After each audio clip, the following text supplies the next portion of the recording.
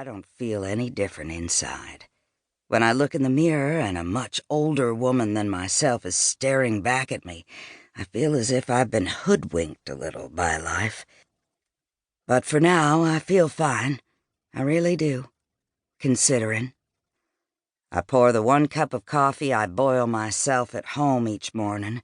Any more on an empty stomach gives me the jitters.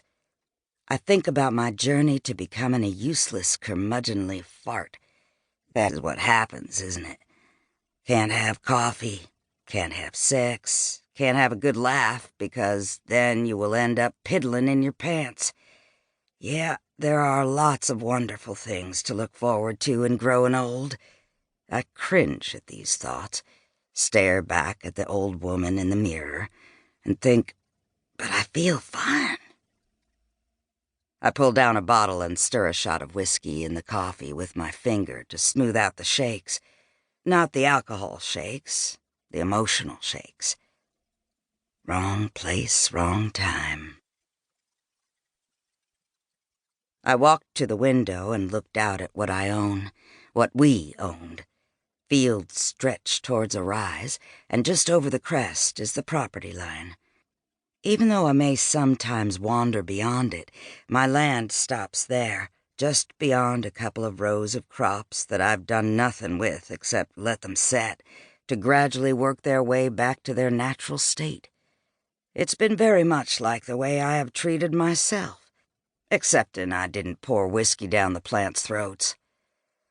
Maybe I should tell you the story of my life, but there's not much there. One mistake, wrong place at the wrong time, and James was dead. My whole life is wrapped around that incident. It not only killed him, but it also seemed to snatch the living out of me. Maybe I'll tell you the story of my death and reincarnation. After James's death, when I created my Jericho, that was pretty much it. I put up the walls and huddled inside. When you work the land for yourself, you cannot make the choice to slip away and have time to yourself. One day, you just stop being productive. I took care of the house and did field work right alongside James when he could join me. Maybe more sometimes when he was in town keeping the peace.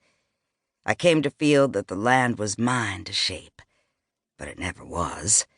The land shaped me. The seasons have buffeted both of us, the land and I, worn us pretty smooth like shoreline rock. Life has surely taken the fight out of both of us.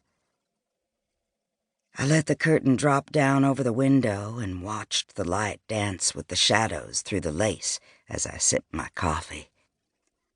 The taste is fine, despite the cheapness of the added rotgut. I use it to mellow the taste of Gina's burnt coffee. The land has an inherent sense of right and wrong.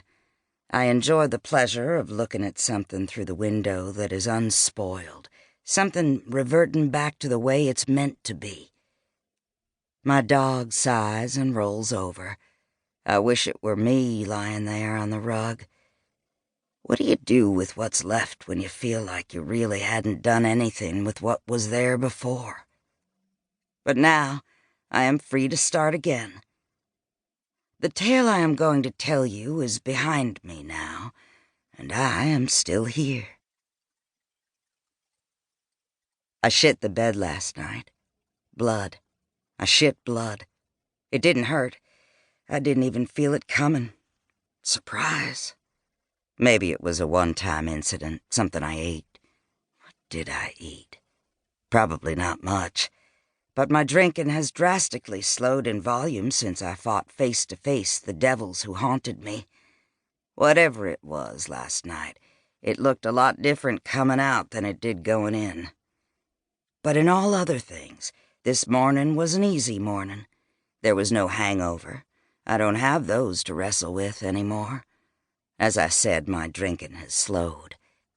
Company and companionship help fill the space created by James's absence, one temporarily filled by a daily intake of liquor until I was able to repack some things back into my Pandora.